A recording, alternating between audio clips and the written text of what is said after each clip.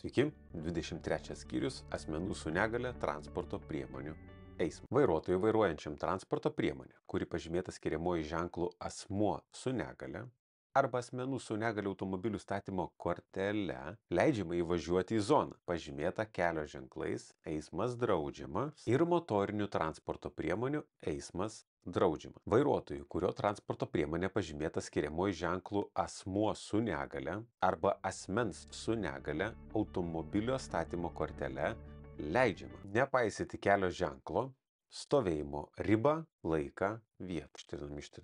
Ištrinam. Nepaisyti kelio ženklo, stovėjimo ribotą, jei jis neriboja stovėjimo laiko, elektromobilių įkrovimo vietą. Tai būna tas ženkliukas ir elektromobiliams skirta parkavimo vieta ir elektromobiliai ten gali stovėti 2 valandas. Tai va ten jau asmenys su negale negali atvažiuoti į elektromobilių parkavimo vietą. Asmenys su negale gali nepaisyti kelio ženklo stovėjimo nurodytų laiku vieta. Reikalavimų. Tai va šitas ženklas, jeigu nurodyta, kad nuo 8 iki 20 galima naudotis aikštele, parkuotis, tai jie tokio aikštelį gali nekreipdami dėmesio į nurodytą laiką parkuotis visą parą. Jiems leidžiama sustoti ir stovėti, kelio ženklų, sustoti draudžiama, stovėti draudžiama galiojimo zonoje.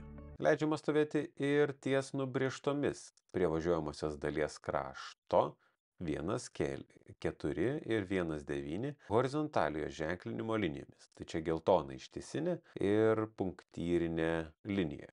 Ir jeigu jos pažymėtos važiuojamosios dalies asfalto dešiniai pusiai, jos nurodo, kad čia iš vis negalima sustoti, o šita brūkšninė nurodo, kad sustoti galima. Sustoti reiškia įlaipinti, išlaipinti keleivius, pasikrauti krovinį, iškrauti. Ir visiems tai draudžiama, išskyrus su negale arba kortele pažymėtomis transporto priemonė. Asmens su negale vežimėliu, asmenims su negale, leidžiama važiuoti dešiniuoju važiuojamosios dalies pakraščiu. Nesvarbu, ar yra kelkraštis, šaligatvis, pėsčiųjų takas, pėsčiųjų ir dviračių takas. Asmens su negale vežimėliu asmenims pratrinam. Leidžiama važiuoti dešiniuoju važiuojamosios dalies pakraščiu. Ar yra kelkraštis, šaligatvis, pėsčiųjų takas, pėsčiųjų ir dviračių takas. Na, yra kelias, šaligatvis prastas, siauras ir panašiai, bet netgi ne dėl to. Šiaip jeigu jis nori su savo vežimėliu važiuoti, jisai gali važiuoti dešiniuoju pakraščiu ir jis turi teisę šitaip dalyvauti. Bet rekomenduojama, esant galimybei, rekomenduojama naudotis pėstiesiems skirta